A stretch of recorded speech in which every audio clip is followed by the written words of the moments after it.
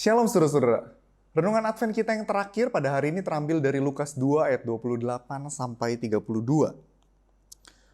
Lukas 2 ayat 28 sampai 32. Ia menyambut anak itu dan menatangnya sambil memuji Allah. Katanya, "Sekarang Tuhan, biarkanlah hamba-Mu ini pergi dalam damai sejahtera sesuai dengan firman-Mu. Sebab mataku telah melihat keselamatan yang daripadamu, yang telah Engkau sediakan di hadapan segala bangsa, yaitu terang yang menjadi penyataan bagi bangsa-bangsa lain dan menjadi kemuliaan bagi umat-Mu Israel."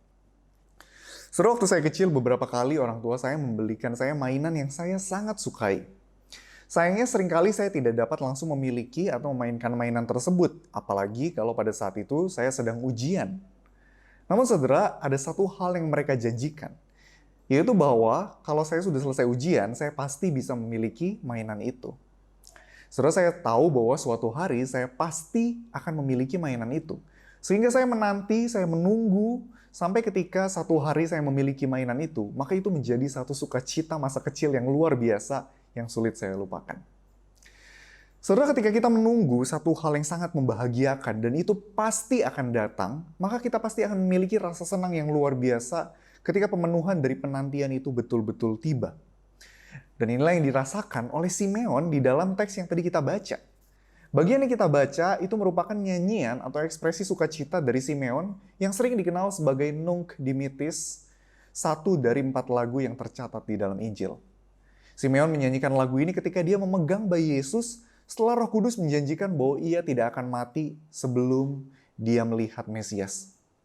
Saudara, akhirnya Simeon itu melihat dengan mata kepalanya sendiri Mesias dalam wujud kehadiran Kristus di tangannya sendiri, saudara. Usia Simeon tidak muda. Simeon sudah sangat tua dan hidup cukup lama untuk menyaksikan betapa bangsa Israel itu hidup di dalam kegelapan dan merindukan hadirnya seorang Mesias. Sehingga ketika Yesus datang, ketika janji itu sungguh-sungguh digenapi, damai, kelegaan, dan pemenuhan itu menjadi ekspresi dan tema yang dituangkan oleh Simeon di dalam setiap lirik dari nyanyiannya tersebut. Saudara, kehadiran Kristus itu membawa satu sukacita yang besar, baik itu bagi Simeon, juga bagi setiap umat manusia. Simeon menemukan kelegaan yang luar biasa besar ketika dia melihat bayi Kristus, sampai-sampai dia tidak menunjukkan sedikit pun ketakutan akan kematian yang akan menghampirinya di kemudian hari, saudara. Padahal mungkin bagi kebanyakan orang, kematian itu merupakan satu hal yang paling mengerikan, saudara. Tapi sukacita dan damai sejahtera yang dihadirkan oleh Kristus itu jauh lebih besar. Saudara, kalau Simeon saja begitu bersukacita ketika dia memegang bayi Kristus, bagaimana dengan kita? Kita sudah melihat fakta bahwa Yesus datang 2000 tahun yang lalu untuk memulihkan kita, untuk memulihkan manusia. Janji Allah itu sungguh-sungguh digenapi di dalam kehadiran Kristus. Sekarang di dalam momen Natal, apa yang menjadi respons kita ketika kita melihat Kristus, saudara? Apakah kita hanya akan melewatkan Natal karena kita tahu Natal itu kan setiap tahun ada, ya udah dilewatin aja?